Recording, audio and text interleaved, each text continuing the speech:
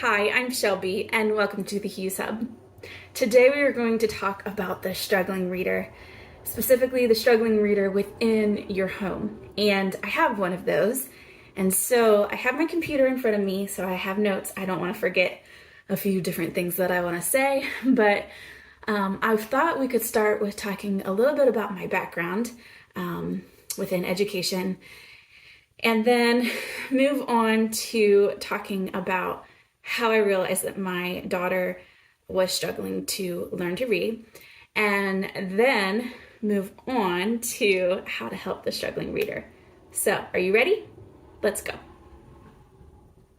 So, to begin with, I have a background in English with a writing concentration.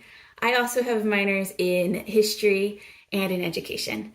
I love all the things, all the subjects really, but history and English are two of my favorites.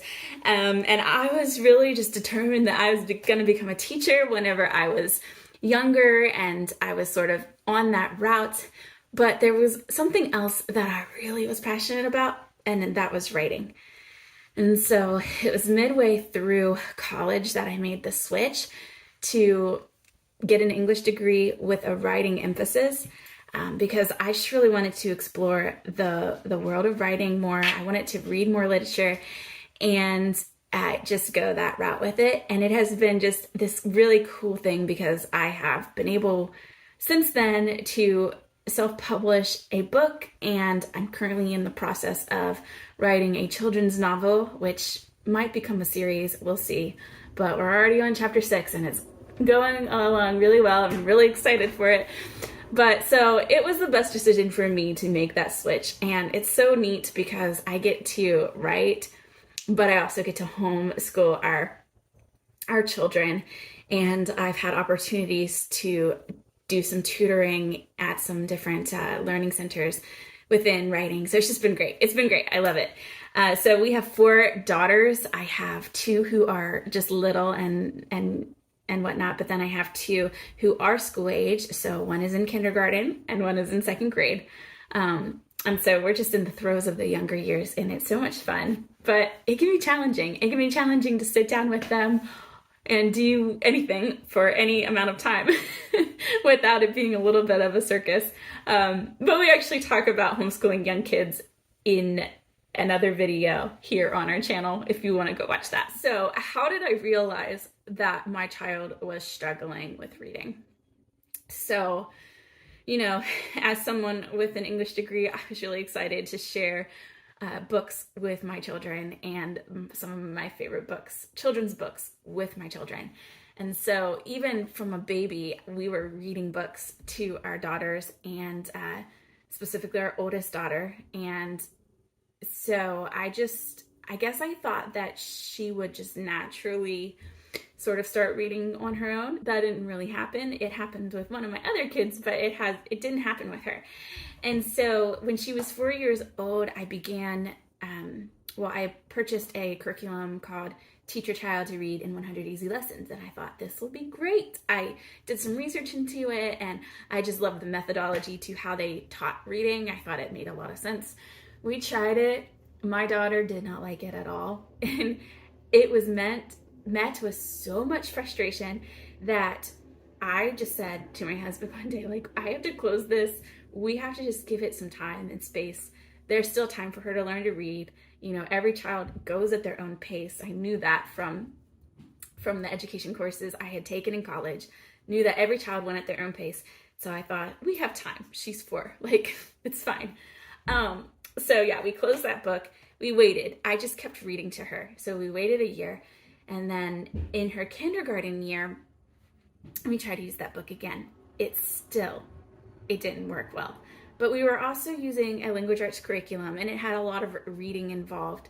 And so that was good, but still I felt like something was lacking. So in her 1st grade year, I did some more research. I found a curriculum called Learning Dynamics, and I'll link that one in the description if I can. But that one in particular was really great because it taught phonics in a way that was fun and engaging to my children, they loved it. They latched onto it real quick. And so I think that brought the excitement for learning how to read to them. And so then whenever she was heading into second grade, I decided, okay, what language arts curriculum are we going to use this year? Because we couldn't use the same one that we used last year. So I wanted to, continue this journey on. And she was still struggling with reading a good bit. She was at a beginner level. So I did more research. I found the Good and the Beautiful language arts curriculum. And we used that. I did a placement test. It's great. They have the placement tests on their website.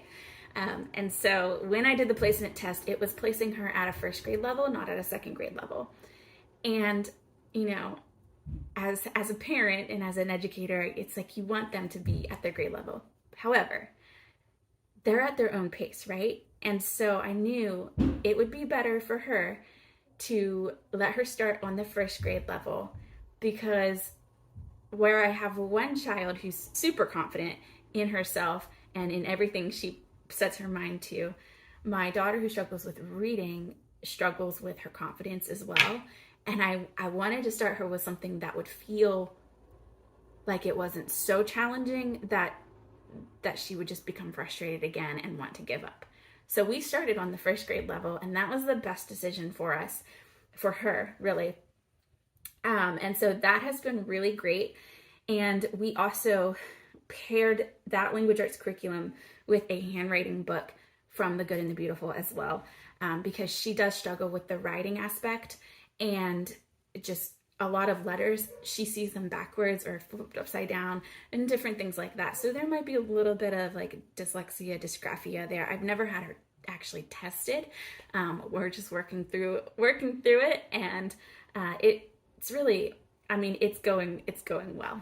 Let's talk a little bit about, what was that last thing? Oh, just some encouragement for you when it comes to the struggling reader. So first of all, I just want to say that even if your child struggles with reading, they're still a reader. Like, if your child isn't actively reading themselves out loud, audibly, but they're listening to audiobooks or they're listening to you read, that's still reading. They still enjoy reading a lot of times. My child, she has trouble with the phonics, the phonetics, but she loves a good story.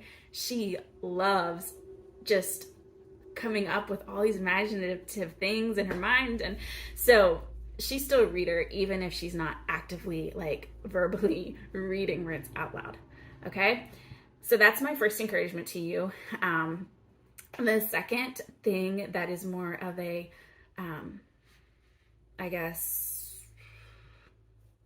tip would just be that it's okay to read for them. It's also okay to write for them as well.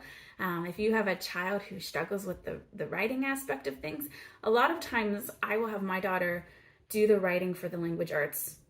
And we usually do language arts first, and then we move on to math because she loves math. And when she gets to math, though, sometimes she's getting tired of writing.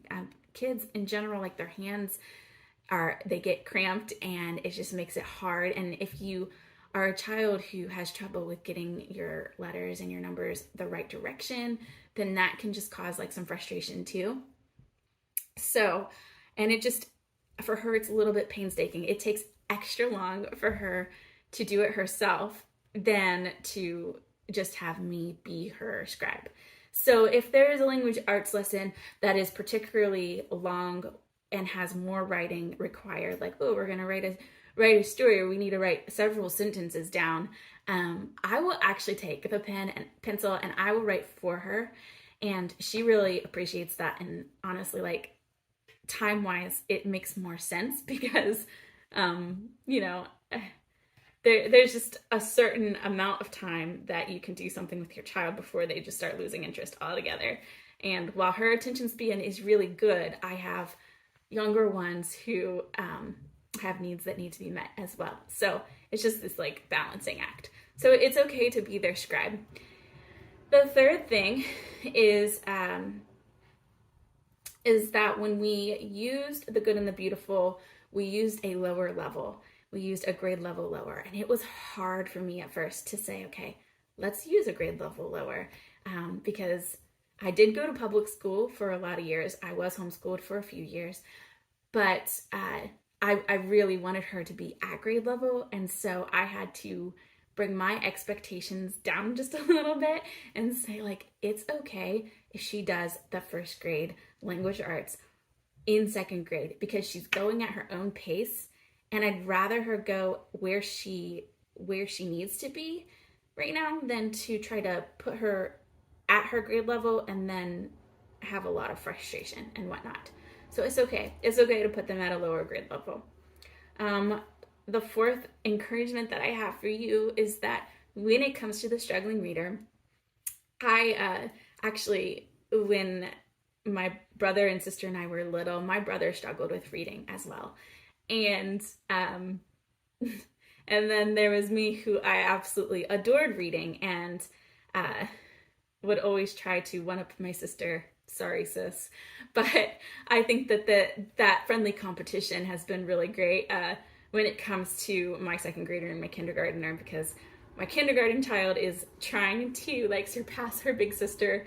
And then that challenges my eldest daughter to just keep going because she doesn't want her younger sister to get the edge on her. But you know, I think that when it comes to the struggling reader, or a child who struggles with academics in general, they learn work ethic and they learn how to overcome obstacles a lot better than the child who has absolutely no trouble with it at all, right?